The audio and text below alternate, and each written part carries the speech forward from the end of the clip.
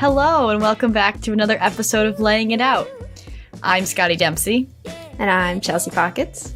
And today we're back with a very fun interview with the founder of Ultiworld. You guys know and love him, Charlie Eisenhood. We sit down and talk to him about how he started Ultiworld and where his passions for Ultimate started, as well as his whole college experience and, path getting there. And it was a ton of fun, and it's a big interview, definitely, that we did. Yeah, it took up... We were talking for over an hour, so we definitely have to cut some of it down. So that's also kind of why we're going to do a little bit of a shorter introduction before we get into it. But also something we talked about during the interview, Charlie kind of wanted to stress, he's not telling us to do this or anything, but it just kind of came out while we were talking to him. He loves it when people come up and talk to him about Frisbee, whether it be at tournaments or whatnot. So don't be afraid to approach him. Perhaps some people are afraid to approach Ultiworld personalities, not naming any names.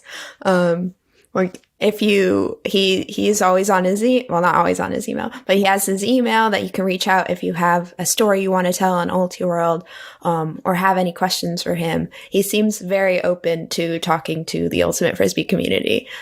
So I just kind of want to point that out there, especially as Ultimate's coming back. I hope everyone is as excited as I am about it. For sure. So that's, before we get into the interview, a little bit. So this isn't just an extended version of the Deep Look podcast. So it's not just Charlie talking about his life. Scotti, has anything exciting happened in your life recently? Yes, surprisingly. Now that we're starting to see the light at the end of the tunnel for the pandemic, I have gone down to New York City and I was touring apartments, and I'm so excited to move and get my adult life started. So Yay. That's what was big and exciting for me. And it was kind of freaky to see the city, post-pandemic, how much it's changed. I did know the city pretty well before that, and it's a lot different now. But it's really exciting to kind of see, my life starting up. So that's what's new and exciting for me. I'm really excited. I'm excited for you. Yay. Also, now I get a bed to crash in anytime I ever want to go to New York City for some reason. I grew up in Connecticut, and my house is an hour train ride from New York City, and I've been 5 times. So I'm not a city person, but I will be for you. Well, your reason to come to the city is to come see me. So yes. There we go. Perfect. I guess that's, my brief overview of the new stuff. Obviously, I've still got a lot of things in the works in terms of apartment applications and all that jazz. It's very stressful. So, we're not going to unpack that here, but how about you, Pockets? Anything new and exciting with you? I signed up for Summer League, and I'm very excited. I was texting Scotti. So I'm doing the PATA Summer League. For people that don't know, that's the Philadelphia area Summer League. They have 3 different tiers, and I was texting Scotti. I was like, I don't know what tier I should do, and I wasn't between the top tier and the middle tier. I was like, I haven't played Ultimate in a long time. I don't know how my back end is, and I ultimately settled on the beginners league. It did say in the description also for intermediate players that are trying to hone their skills. I'm like, you know what? I need some help with my throwing. So maybe I do this beginners league and have fun just running around and playing Frisbee. So I'm really excited for that. That's my the worst thing that could happen is you might be the best player on the field. So I still don't think that's going to be the case. I think it'll be fun. It'll just be so nice to finally play Ultimate again. And it's going to be weird not playing college Ultimate, but I am hopeful that I'll be able to do a summer league soon also. Yeah, no, hopefully. All right, so that's our little life update for us. Yes. I think we're going to get on into the interview, so see you there. Yeah, stick around.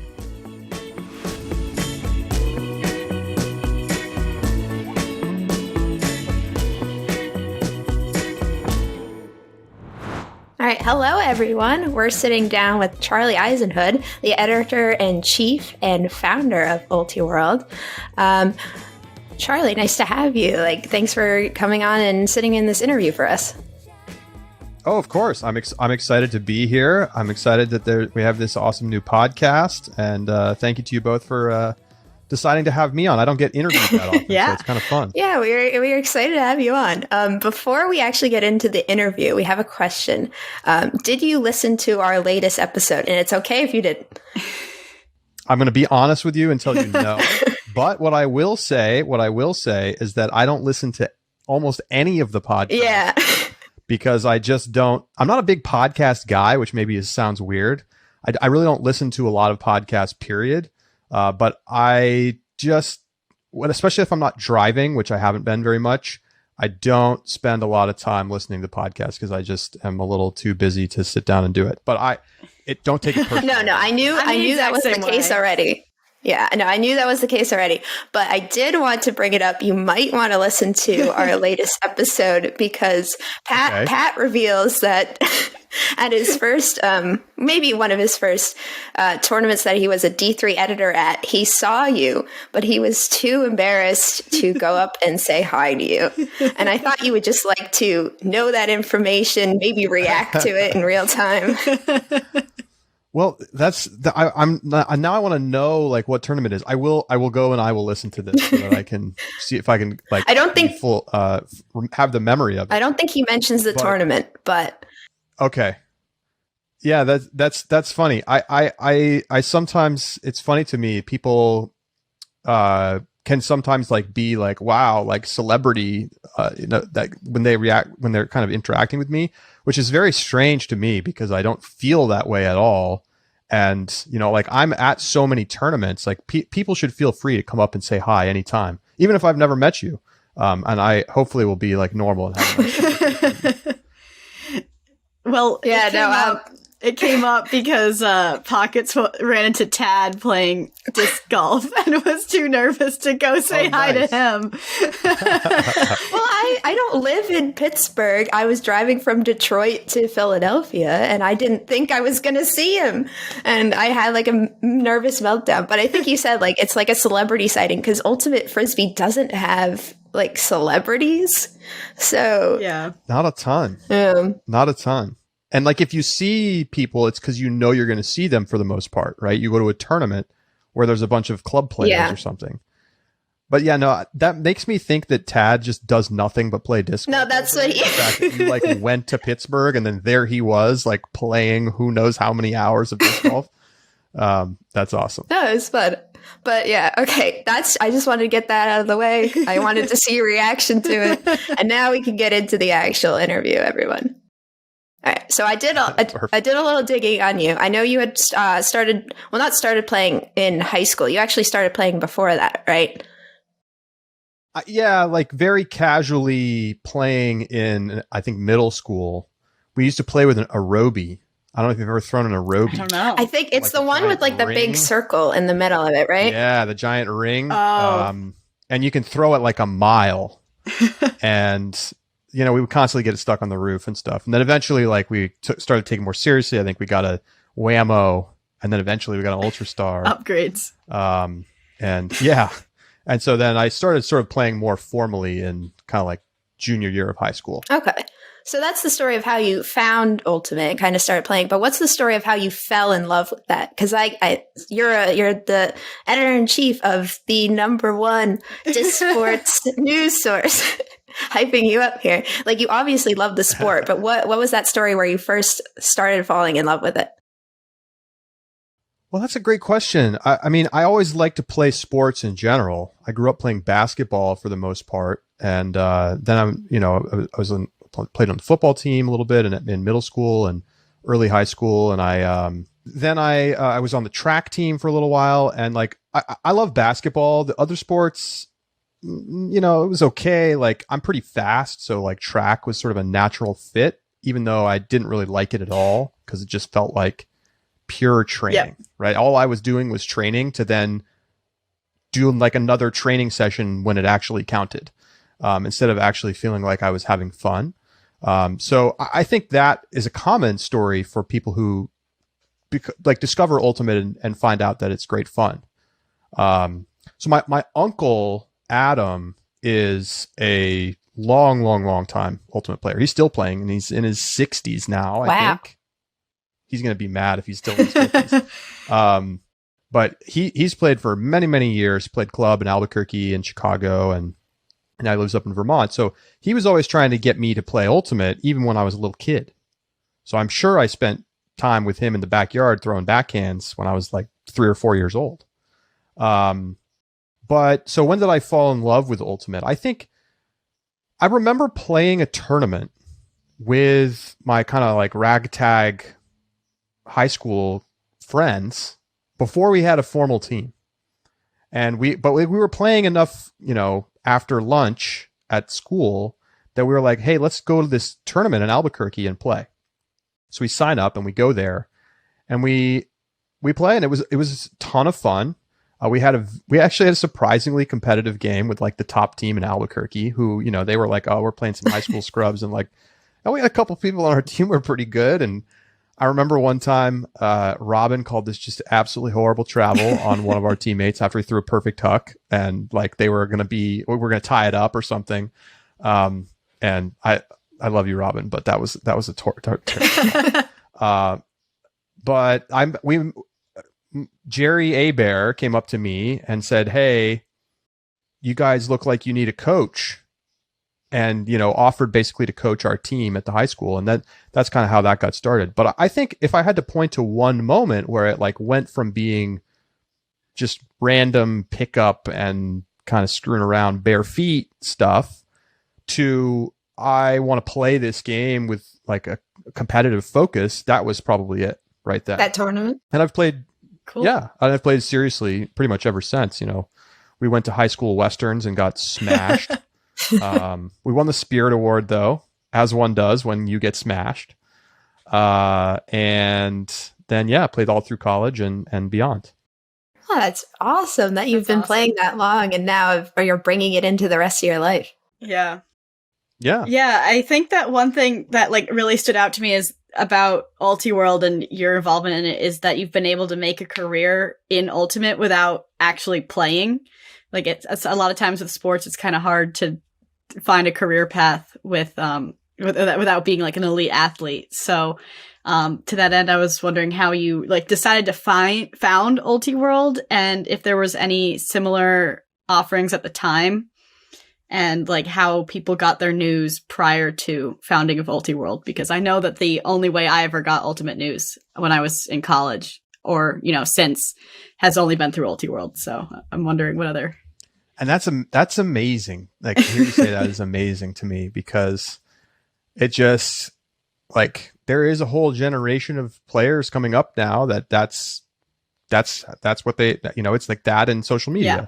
Right? Exactly. It's Ultiworld in social media. And okay, so let me try to go through this and back up here. First of all, even our top athletes aren't making a career out of Ultimate, which is unfortunate. I think that hasn't basically become an option yet. But I mean, maybe there are like a couple of players, some of the Colombian women potentially. I mean, like Bo Kittredge got a big contract from the AUDL at one point, but not that big. Yeah. So we're still getting there, the pro leagues, the semi-pro leagues, no one's making big bucks there yet. Yeah. So, the only way I think to make a living in Ultimate is to serve the small industry that exists. Yeah. So obviously we see a lot of apparel companies. We see now more like accessories, cleats, gloves, that kind of thing. Disc manufacturing, obviously. And a fledgling media world. So as much as it may seem like Ultiworld is a big, enterprise, and in a way it is, especially compared to what it was when I started it in 2012, it's still very small. Yeah. And especially with this year off, it makes it really challenging for everybody in the industry, and us included. So I came to college not knowing what I wanted to do. Does anybody? I'm the same exact.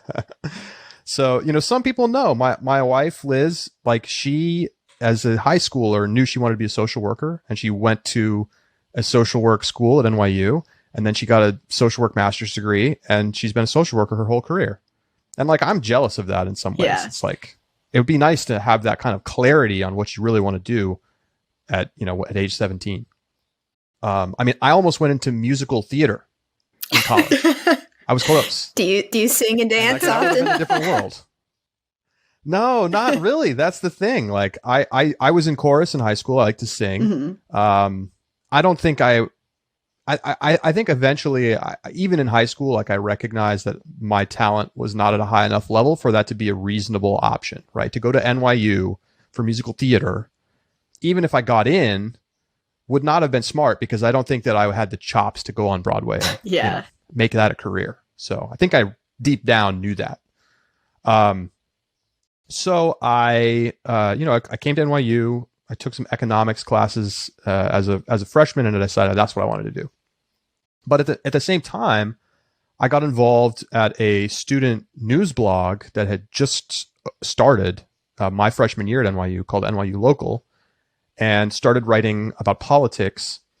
And at the time, I was really into politics, like reading, tons of blogs. Blogs were the thing back then.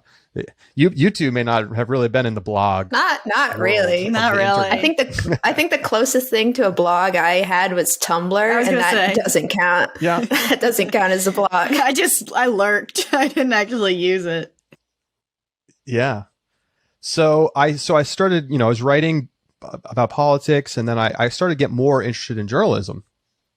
And so then after my sophomore year of college, I decided that I wanted to try to get a job at the Albuquerque Journal when I was home for the summer. So I cold emailed like a bunch of the people I should find this email and look it up. I emailed their news editor and their technology editor and like 3 or 4 other like top editor people at the Albuquerque Journal. And I was like, your website is garbage and you should hire me as an intern to help you to build your web presence. Because every big important person at the company wants an email from a snappy 20-year-old telling them what they're doing wrong. I'll pull the email out, and you can post the text in the chat, in the description of the episode or something. I'm sure I don't know exactly what I wrote, but that is the gist. Like, and to be fair, their website was horrible, but it got me a job.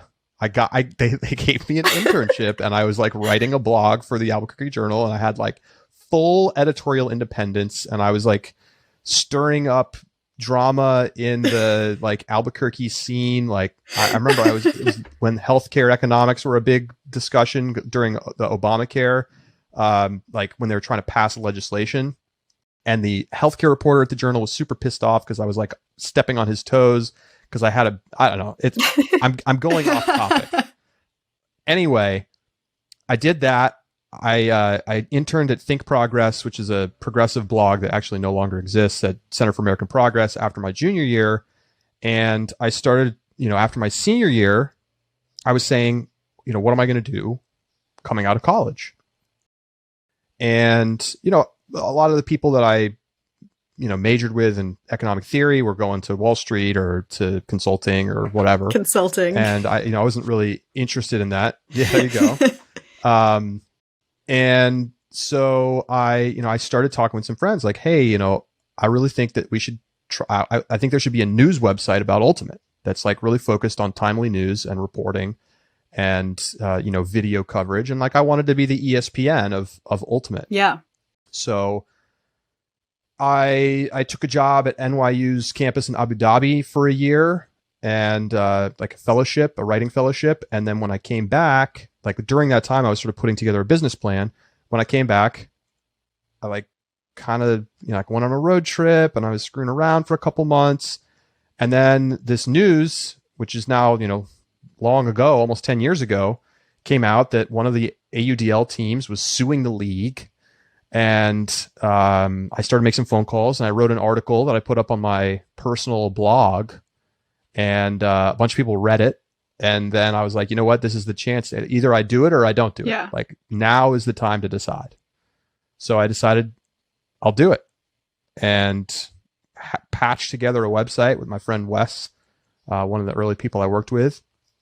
And then we kind of just went from there. I was writing articles and sitting up on top of 10-foot ladders shooting video. How did you get that first article kind of out? Was Ultimate Twitter as big as it is kind of now? I don't even know if I was on Twitter at that point. I might have been. Did Twitter? No. I mean, the short answer is exist? no. I feel like RSD was still a thing, and I think there was a fledgling Reddit page at that point. Okay. Now, RSD, you know about RSD? I've only heard about it on Send the Fields. Yeah.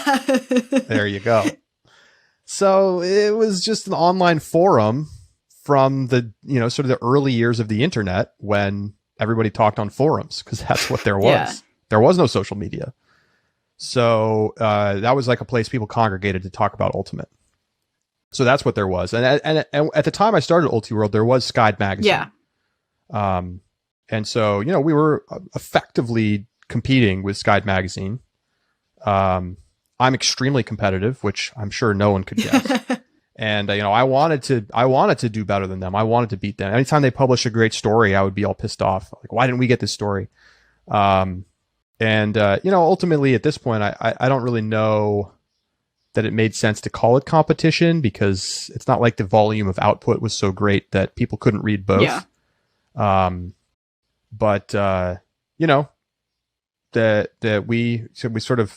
kind of just outlasted a lot of other media.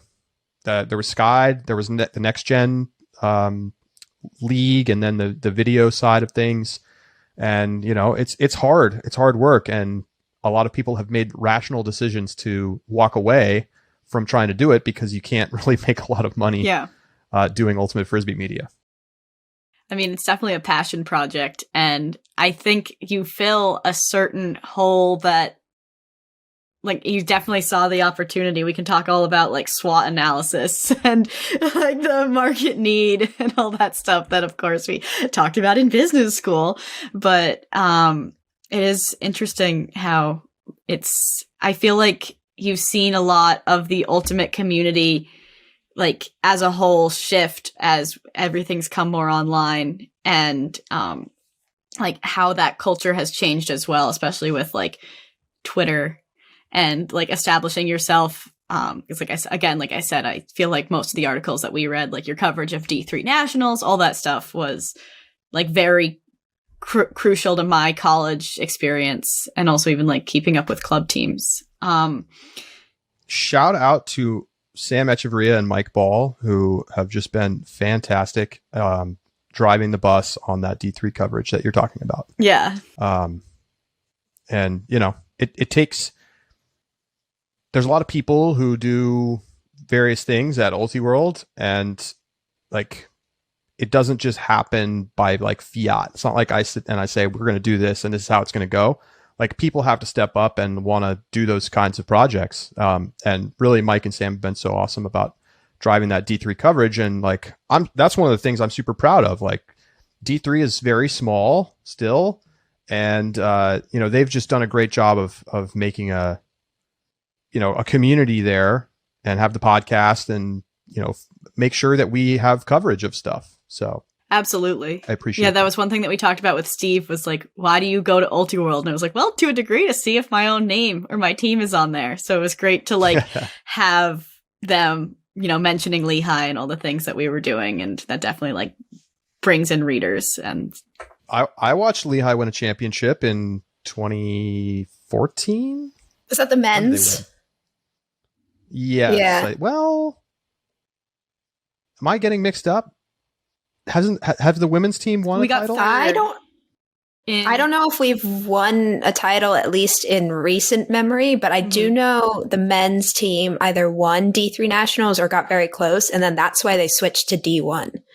Because we are a small school. That's right. I remember that. Yeah. I remember that. Yeah.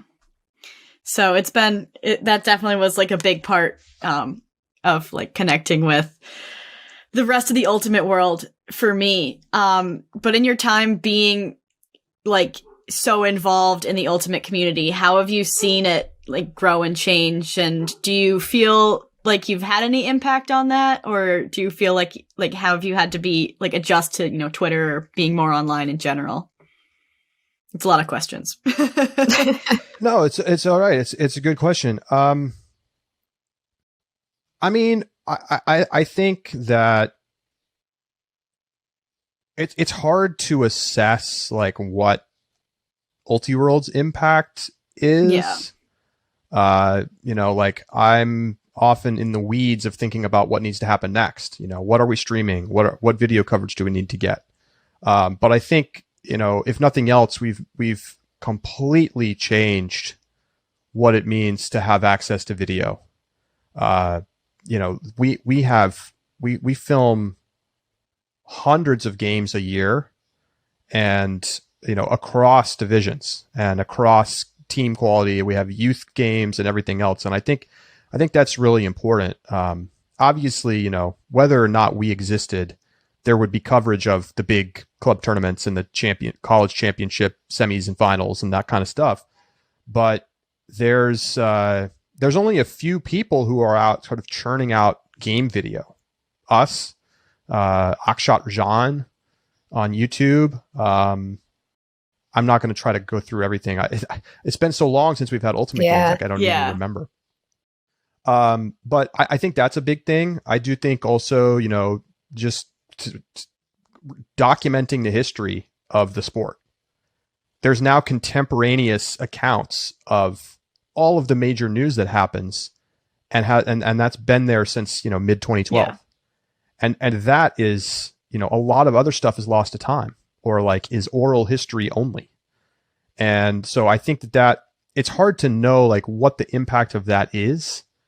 But I think that, you know, having talked to some of the folks who worked on the latest Ultimate history book, which is sitting up here right there. Well, shout out. Yeah, they relied a lot on Ultiworld reporting that happened at the time of the events that were then described. And it certainly, I think, makes it easier to kind of have that historical record and, you know, see how the sport has changed over time. And, you know, people probably don't go back and look for that stuff all that often.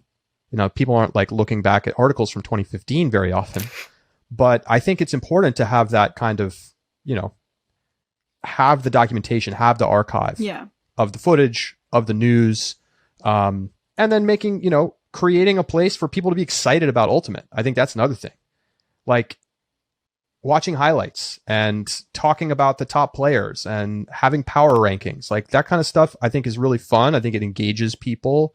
You know, I don't know how much I think it's going to be different for every team, how much they engage with that, how much they think it's fun or interesting or what. But I think we've created a lot of resources for people to be either fans or to learn about Ultimate. There's so much coaching content that we've published over the years as well. So yeah, I mean, I hope that we've had some role to play in the development of, you know, strategy and just the growth of the sport over time. Yeah.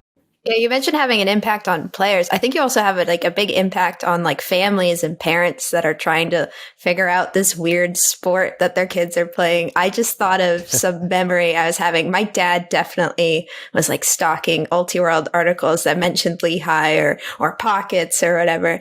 Because there was, I think it was regionals my sophomore year. We beat Oberlin, I think, in some point of the bracket, and my dad just tweeted out at us, he's like, Oberlin was the #1 seed, like, you guys, they really lost to you or something like that. And I could tell that he had been like following along. He had gone on Ultiworld and like looked at all these articles. And I think it's great that there's this space for like anyone to come in and learn about the sport, even if they're not playing it.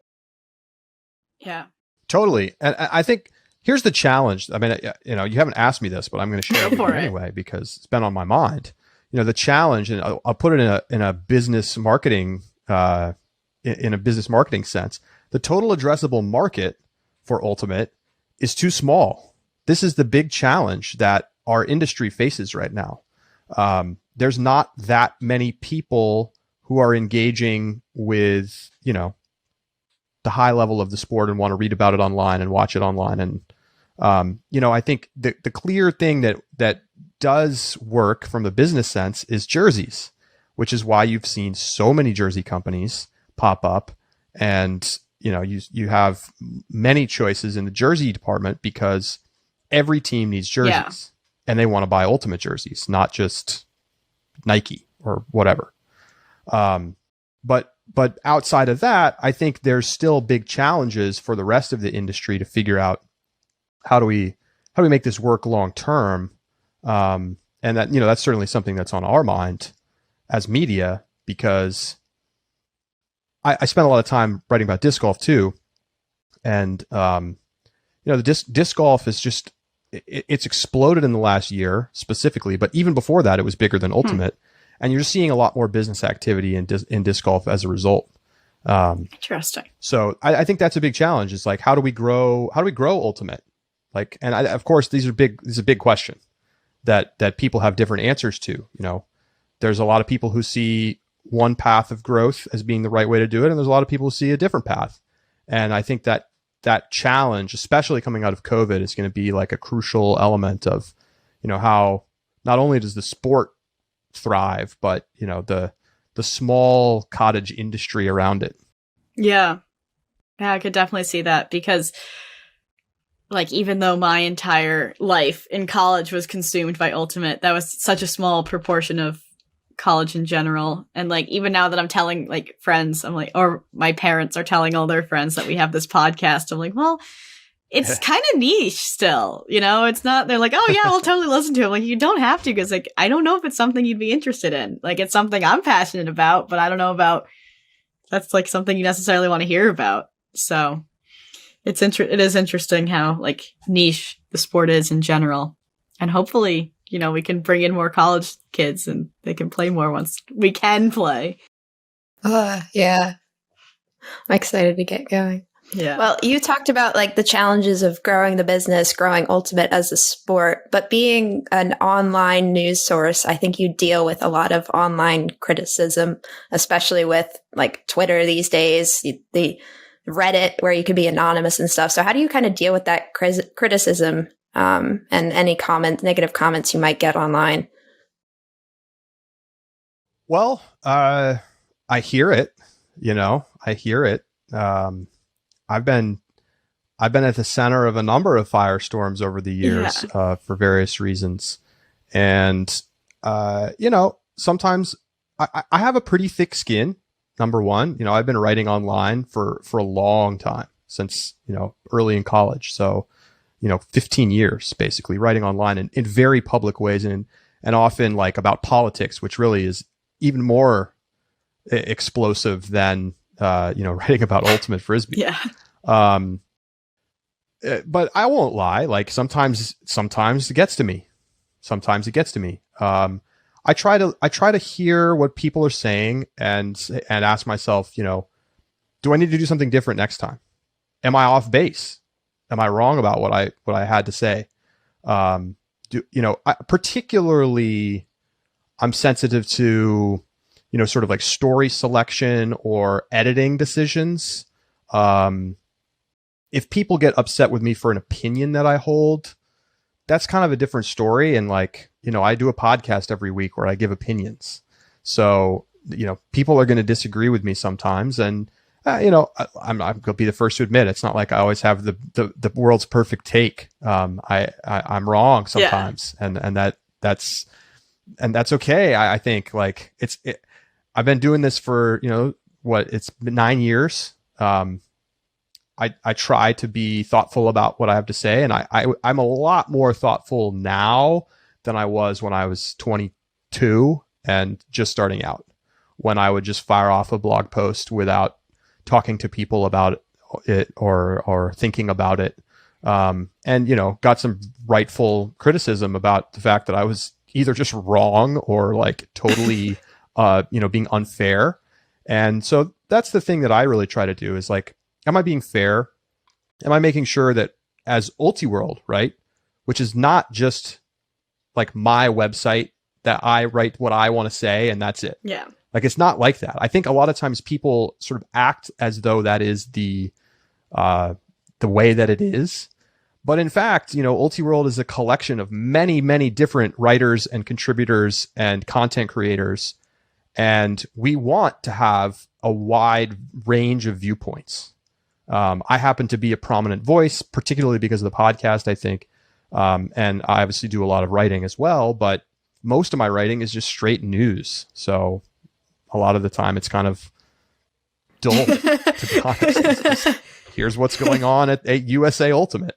But yeah, I mean, it's part of the job to get that criticism and to take that criticism. And I think, I just try to hear what people are saying and understand, like, hey, how can I do this better next time? Do I need to rethink my position? And then am I making sure that there's people who disagree with me who are able to have the platform of the website to then say what they have to say? Because I think that that's what's really important, right? We should have a chance to share and exchange ideas on their merits and not necessarily say, like, oh, like this is what I believe. And if people disagree with me, then they don't get to publish what they have to say. Yeah. No, we publish stuff literally all the time that I disagree with in part or in whole. And that's fine. Interesting. Right. That's the point of the website, right? It's like a chance. We want to have people submit opinions on topics of all kinds, whether it's opinion writing or an essay or whatever. You've only been doing the podcast for a little bit, but you can ask other podcasters. You can say whatever you want on the show, as long as you don't like say something like horribly offensive. Yeah. And there's no rules, there's no censorship or anything like that. People can say what they want. And, we don't have like strict social media policies or anything like that. We want people to be able to express their beliefs. So anyway, long-winded answer, but well, that's great. No, that's like, I was going to say, I think me and Pockets, like one of our biggest anxieties about all of a sudden, like having a platform that like, we're like, oh my God, people listen to us now. Like it used to just be us shooting the shit like to each other on a Zoom call. Now it's kind of that, but now we have an audience. And we were like, especially like kind of growing up with Twitter, we've watched it evolve and it's been kind of tough because people tend to get really heated and it's easy to like sit behind your phone and express an opinion. But we've been afraid that we'd say something that people would disagree with. And, it's like the whole, I'm not going to get too political with cancel culture, but we're like, we don't want to hurt anyone inadvertently. But I think a good route to combating that is to then, either be educated, have someone help you get educated or like share their viewpoint as well. I think that, yeah, I mean, it's sure. It's been, and I understand your anxiety around feeling like you're going to get like bombed by Ultimate Twitter. I don't think that like Ultimate social media is in a very good spot. Yeah. I'll just say that. I really don't. Well, Twitter in general, I also don't think is a great place Twitter for. No, Twitter in general. It's not a great place to have these kinds of conversations. And, yeah, I mean, I am horribly addicted to Twitter. I can't help myself. I've been a Twitter addict for 10 years.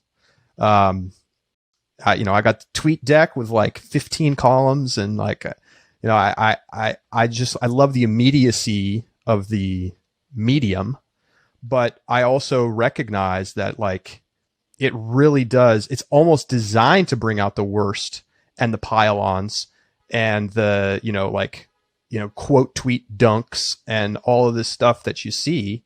And I'm talking broadly, not just about Ultimate. 100%. It's even worse in many cases outside of Ultimate. But I do think that there's pros and cons, of course. Like it lets people connect. It lets people who have, 10 followers also have the same kind of weight as somebody who has 100,000 followers, which I think is very interesting. Yeah.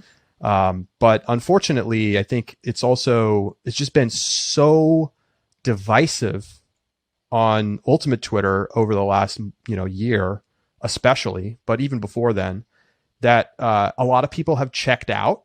You look around and like, who are the top Ultimate, if you think about the people in the Ultimate who are top players, top coaches, like important, whether they're in decision-making positions at USA Ultimate or whatever, and think about how many of those people are on Twitter. It is vanishingly small. It's smaller than it's ever been. And I think that's because people don't really want to engage in that environment where that's kind of how it plays out. So I don't know. I'm hopeful that we can find more common ground. It's something I've been talking about on Deep Look a lot lately. Like we need to work together to grow the sport bigger and better, and and work and not assume the worst intentions in others who may not totally agree with our vision of it. Yeah. I think it's tough on Twitter because, like you said, there's not like those major, I don't want to say spokespeople of Ultimate because they don't speak for the group as a whole, but it's just like random players like on different teams that you could follow. And then you only have, the 240 character limit. Like you can't have a full on conversation that way. You could just put in one little tidbit about what you're thinking. And then someone might not agree with that one point, but maybe they agree with your whole general idea of how Ultimate should move forward in the future, but they just don't agree with that one little detail of what you said.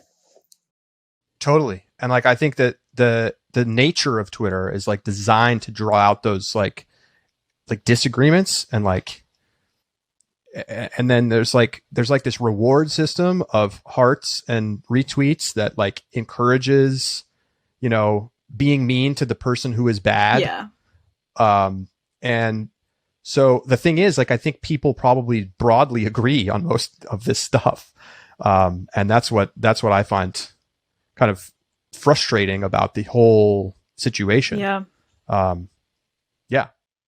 But I don't know what you think. I mean, you're in your young 20s. I'm like 10 years older than you. And you've had like I had when I was in high school, there was no Twitter. I remember when I first got a Facebook, I was like 17 or something. And that was like the only thing. It was like MySpace and then Facebook. And then eventually Twitter came around. But you've had Twitter since probably you were like on the internet. Yeah, I've had it all through high school, so I could follow all like the internet personalities that I watched on YouTube or whatever. Yeah. I was not a cool 14-year-old. I also wasn't cool. I ran track. I mean, like, what do you think? I don't. What do the two of you think about like the Twitter experience and like how you follow Ultimate? Because it's different than when I was your age. Well, I didn't really start following what people consider Ultimate Twitter until the pandemic started, because I was just like I would do anything to get a little bit of Ultimate in my life again. But until then, I like maybe followed a few college teams that we played a lot. So like Swarthmore, we see all the time. So I was like, oh, follow their Twitter. Maybe like the club teams I played for and like Ultiworld, and I wasn't even into like AUDL or anything then. So it was very limited for my Ultimate Twitter kind of scope. Twitter was basically my way to follow the YouTubers that I watched play video games all the time. I was a little opposite, just because I also got into Ultimate my sophomore year of college. So I wasn't really involved in like the Ultimate community, but I had Twitter in high school. Twitter was really big in my high school. We used it a lot for like social events. Like people would like put out tweets about when there would be a social event. People got into Twitter fights all the time, and you'd like wake up and have to scroll through all the drama because it was there. I actually went to high school with someone that turned out to like be a major celebrity, and it was like very interesting to watch him go from like nobody to like A-lister on Twitter. Wow. It very weird. He's in a lot of drama right now. Do you want to name drop? I went to high school with James Charles. I don't know if you know who that is. He's a makeup artist.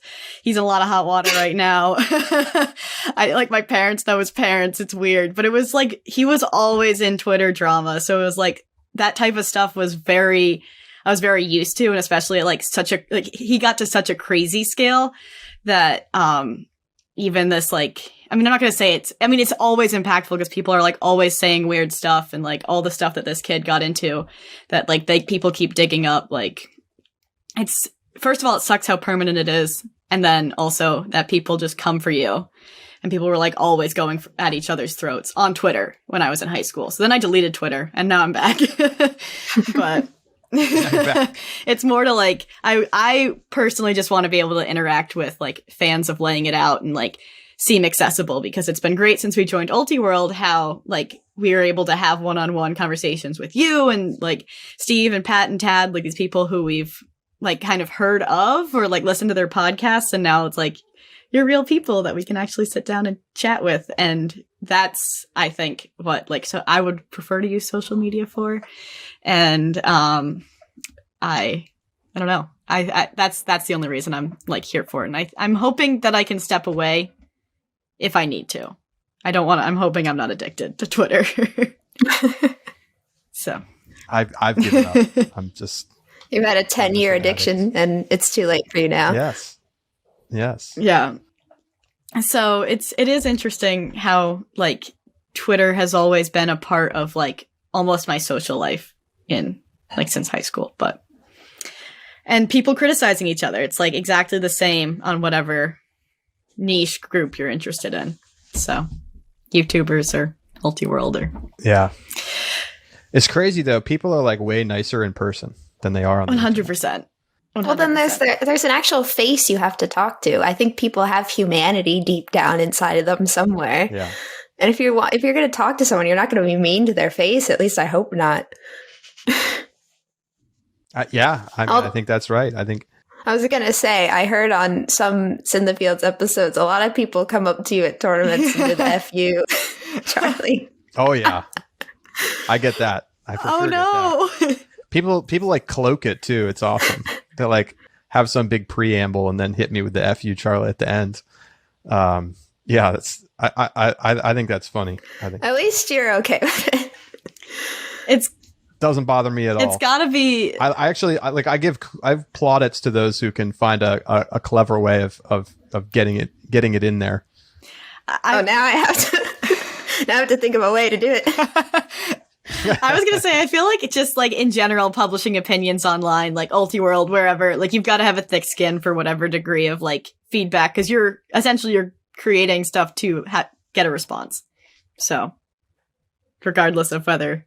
Yeah. And I think, I just like me personally, I sometimes have like more heterodox opinions about topics in Ultimate, and that's naturally going to cause people to be critical, and that's okay.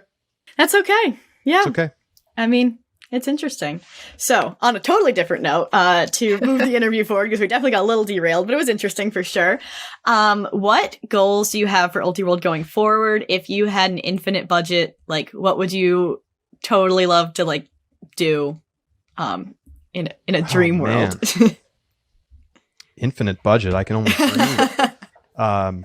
Our live streams would be incredible if we had infinite budget. Yeah, I think their goals. So just for some like context, you talked about like making a living doing Ultimate. I am paid now. We have 4 full-time staffers at Ultiworld. We don't make much, but we now have full-timers, which is really cool because we didn't have that for a long time.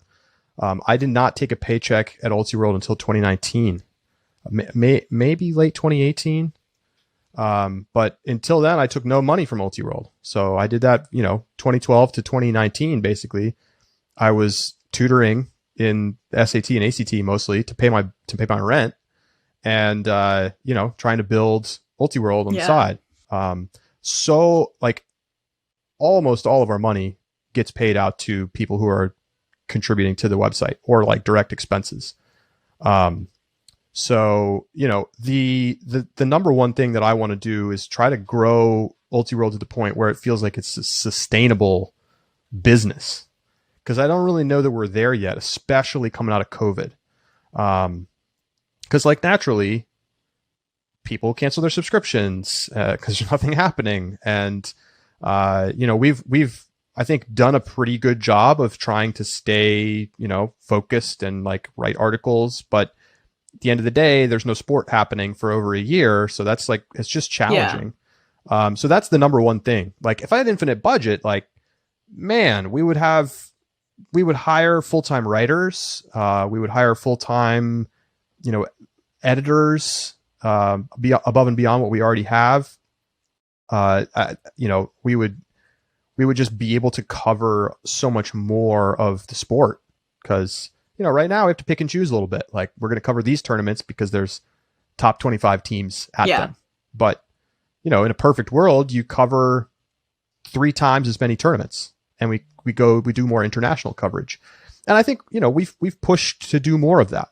We've been doing more international video coverage than ever the last, obviously not really in 2020, but in 2019, 2018, we did Club Worlds, and 2019 we did U24s, and I'm hoping that we do a ton of stuff next year because we got a big calendar with Beach Worlds and World Games and Club Worlds and Juniors too. So I want to keep doing that. And so I think that the goal is to keep trying to grow the sport, improve our coverage, expand our coverage. But, from a business side, I think I want to be able to hire another person or two. Let's be realistic. We're not going to have a 20-person staff. It's not possible. I don't know what the number, the kind of right number that we hope to get to is, but I think it would be nice to be able to have 1 or 2 more people and feel like the company's on like really solid footing and that we're not worried about making payroll. So yeah, that's interesting. That's what I'm hoping. Interesting. All right. So you kind of mentioned before you were doing Ultiworld for so long, but only kind of started like taking a salary from it. You were in it for a long time before you started seeing some, I guess, like what people would consider rewards for like a job. But do you have any advice for people that are looking to make Ultimate a part of their career in any way they can? Yes. Understand that if you want to, so one option obviously is to like try to work for a company that already exists. Like specifically, that would probably be apparel companies. But I think if you have ambitions to try to, start your own company or to, provide some service or good that doesn't exist yet, I think you need to be prepared to, grind and probably not make much money for a couple years. And that's, it's not a road to quick, big bucks, I don't think. Maybe someday it will be if Ultimate keeps growing the way that I think that it can. But right now, I think you have to be realistic about like how big is this market? What product am I going to sell? Now, if you can find something to sell that all Ultimate players want, like jerseys, well, then you're going to be in good shape because there's definitely enough demand to cover that. And I think, we're seeing companies do that. So I think the challenge is, I think the other thing I would say is if you really want to get into working on, let's say, I don't know, gloves, right? Reach out to the company that you want to work with and say, hey, do you have any, do you have a position for a part-timer or an intern or something? And see if you can get your foot in the door. And then maybe eventually there becomes a full-time job at some point there. Like that's kind of how like Keith Rayner was a first full-timer at Ultiworld. And, for a long time, he was working for, kind of minimal part-time income. And that's, but he just like loved doing it and loved to write. And we're super awesome. We're super excited that we were able to like offer that eventually. So I think I'm super pro entrepreneurship. So if somebody can think of like, what is a product that people would want, but do not have, like somebody should design a really, really good fold up chair. Like I have those little crappy triangular chairs, that they sell on Amazon or whatever, but they're always garbage and they always fall apart. It's like somebody make a really good version of those chairs. And like, I think that could be something that you could sell to Ultimate players. I don't know. That's my kind of bad. Call it like the sideline seat or something. Here. Yes, exactly. There is the Hucket bucket. Yeah. But that's a bucket. But it's a bucket. Right. It's a bucket. It's not as comfortable. No. Yeah. I think that we yeah. Do you have anything, Scotty? I was just gonna say, I think in terms of like our advice section of the podcast, I think we covered a lot of good different areas, such as it's totally okay to not know what you want to do when you go into college or even when you graduate, because you've got plenty of time to figure it out. And there's definitely a lot of ways that you can take your passion for Ultimate and make it something. 100%. I mean, I never took a journalism class in college, and kind of like, and I probably could have gone into a more traditional journalism, like sort of pathway if I'd wanted to, despite the fact that I didn't like major in journalism. And, like many of the people that I worked with at NYU Local ended up going on and they work at, New York Times and BuzzFeed and, you name the public Wall Street Journal. I think, you don't have to know, you don't even have to major in the thing that you want to do necessarily. So, speaking specifically to college aged players, it's okay if you don't know what it is that you want to do, but I would say like, don't be afraid to take the shot, right? Because here's the thing. Most people aren't going to try to start an ultimate Frisbee business, and that's fine. But I think as somebody who's been like an entrepreneur at heart for basically my whole life, like I used to do lemonade stands when I was like 5. And then I started a DJ company when I was 14, and I did that for a long time. I still DJ from time to time, and then eventually started Ultiworld. Like, I really encourage people to take that chance and to see if you can make it work. Like, I used some airline miles that I had to fly to my first tournament to cover it because I didn't have enough money to spend on like buying the plane ticket. So I use miles. Now, I'm not suggesting to people that they go, 7 years like I did without taking a real salary. I was very lucky to live in New York City and have access to a tutoring job, which paid me well enough to, live my life. But if you can find a way to have that side hustle or something, and that allows you to take the leap and try to do something, try it. You're probably not going to make the next Uber. But maybe you will. And I think it's okay if I felt like all through high school, I was like, I must go to college. I must do this. Like, this is the right path. This is the way that things are supposed to be done. And then I got to college and like, I started to feel like I didn't want to do that. Like, I didn't really want to work in a 9-to-5 type job. And really, I have not done that in a long time. It's been like 10 years since I've worked in a 9-to-5. I've been doing the work from home life for a long time.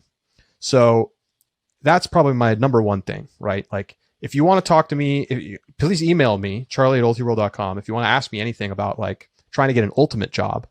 But just in general, don't feel like you have to take the right job or do the right thing or like go to grad school or whatever. It's totally okay to do something else, and you might make it work. Well, thank you. That's exactly what I needed to hear personally. Yeah. Perfect. I think that's all great advice, and we don't want to keep you too long, but thank you so much for sitting down and walking us through your whole experience with Ultiworld. I think, sorry if you can hear my parents drinking tequila upstairs. Happy Cinco de Mayo.